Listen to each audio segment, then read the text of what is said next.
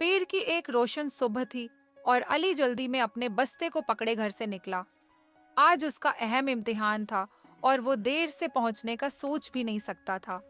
उसका दिल तेज तेज धड़क रहा था जब वो अपनी साइकिल पर सवार होकर सड़क पर दौड़ने लगा। वो खुद को पहले ही इम्तिहान में कामयाब होते हुए देख रहा था। सब कुछ ठीक लग रहा था, लेकिन जैसे ही अली ने रफ्तार बढ़ाई, उसे कुछ गलत सा महसूस होने लगा। चंद मिनट गुजरे होंगे जब उसने पीछे मुड़कर देखा और उसे एहसास हुआ कि उसका बस्ता गायब है। उसने फौरी तौर पर ब्रेक लगाए और उसका दिल बैठने लगा। उसने खुद से कहा, ये कहाँ गया? वो फौरन अपने दिमाग में कदमों के निशानात दोहराने लगा। क्या वो बस्ता घर पर भूल आया था? नहीं, उसे अच्छी तरह याद था कि वो बस्ता उठाकर ही निकला था। उसके हाथ पसीने हो रहे थे, से तर हो गए। वक्त तेजी से गुजर रहा था और इम्तिहान शुरू होने वाला था। आली ने साइकिल को घुमाया और वापस घर की तरफ दौड़ना शुरू कर दिया। उसे यकीन था कि उसका बस्ता रास्ते में कहीं गिरा होगा।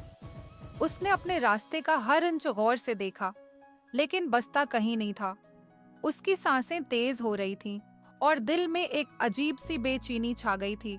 उसने खुद से सवाल किया कि किताबें, नोटिस और सबसे बढ़कर उसका रोल नंबर सुलभ भी उसी बस्ते में था। बगैर रोल नंबर के वो इम्तिहान में नहीं बैठ सकता था। उसकी आंखों के सामने सब कुछ तारीख होता जा रहा था। उसने अपने दोस्त कामरान को फोन किया। कामरान, मेरा बस्ता गुम हो गया है। क्या तुमने रास्ते में कहीं देखा?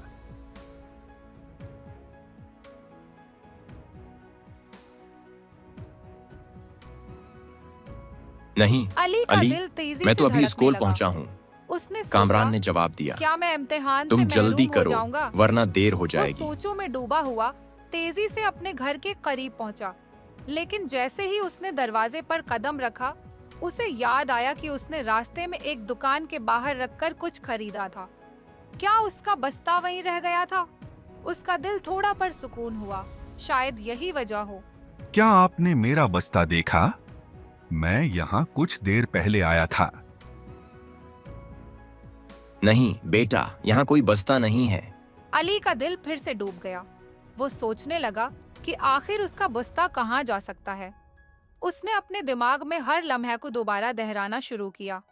उसने मायूसी से आसपास के लोगों से पूछा, लेकिन किसी ने भी बस्ता नहीं देखा था। उसे समझ नहीं आ रहा था कि क्या करे। उसके इम्तिहान में बस चंद मिनट बाकी थे। जैसे जैसे वक्त गुजरता जा रहा था, उसकी उम्मीदें खत्म होती जा रही थीं। अचानक अली को एक ख्याल आया। शायद मैंने बस्ता स्कूल के गेट के पास कहीं रख दिया हो। उसकी आखिरी उम्मीद यही थी।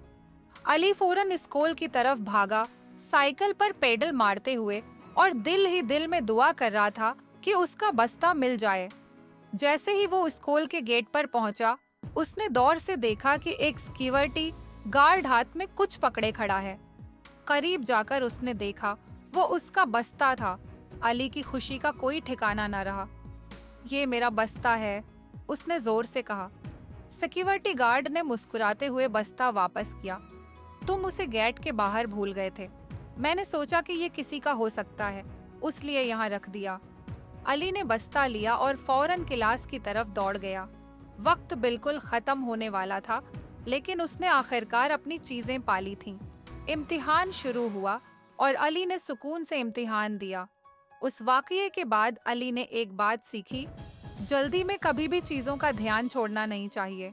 हालात जितने भी मुश्किल हों, सब्र और सोच समझ से काम लेना ही बेहतर होता है। सबक, जल्दबाजी में फैसले करने के बजाय तहम्मुल और सोच समझ से काम लेना हमेशा बेहतर होता है।